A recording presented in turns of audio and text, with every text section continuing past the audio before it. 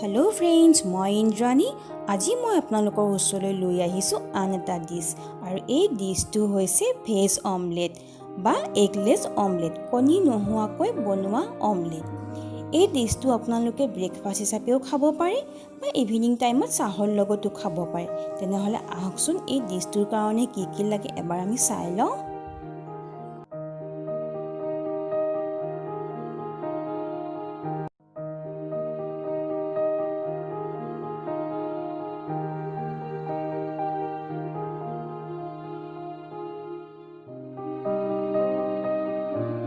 এই ৰেচিপিটোৰ কাৰণে প্ৰথমে মই এটা বাটি লৈ লৈছোঁ। ইয়াতে এতিয়া মই বেচনখিনি দি দিছোঁ। ময়দাখিনিও দি দিছোঁ। এচামুচ বেকিং পাউডাৰ দিছোঁ।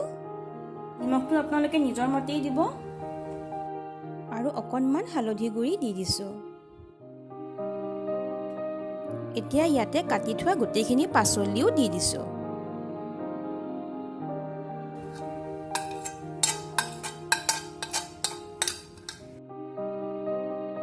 এতিয়া এইখিনি মই অকণকৈ পানী দি কিনে গোটেইখিনি ভালদৰে মিলাই ল'ম।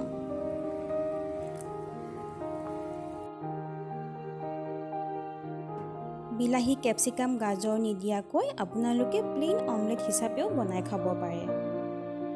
গোটেইখিনি বস্তু ধুনীয়াকৈ মিক্স কৰা হৈ গ'ল। বহুত বেছি ডাঠ কৰিব নালাগে, অলপমান পাতলে কৰি ৰাখিব লাগে। এয়া চাওক, মই এবাৰ দেখাই দিছোঁ এনেকুৱা ধৰণৰ।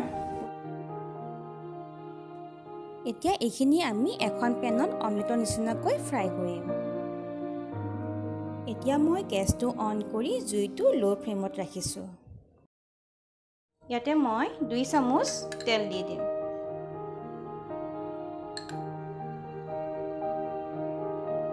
এইখিনি অকণমান গৰম হ'ব দিব লাগিব। আমাৰ পেনখন গৰম হৈয়ে গৈছে। এতিয়া এইখিনি মই ইয়াতে দি দিম।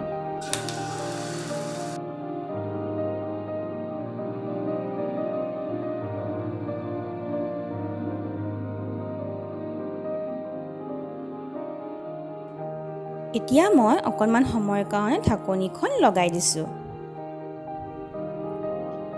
ঢাকনিখন গুচাই দিছোঁ। এয়া আমাৰ অমলেট ৰেডি হৈয়ে গৈছে। মই অলপ ওলটাই দিছোঁ।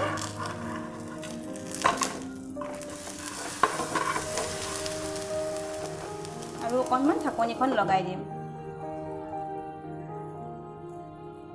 এতিয়া এইখন আমি এখন প্লেটত উঠাই দিম।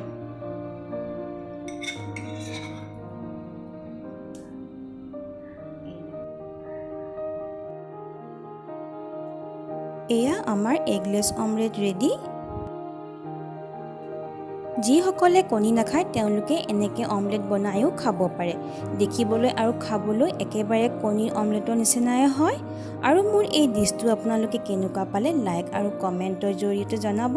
আৰু যদি মোৰ ভিডিঅ'টো ভাল লাগিছে তেনেহ'লে শ্বেয়াৰ আৰু ছাবস্ক্ৰাইব কৰিব।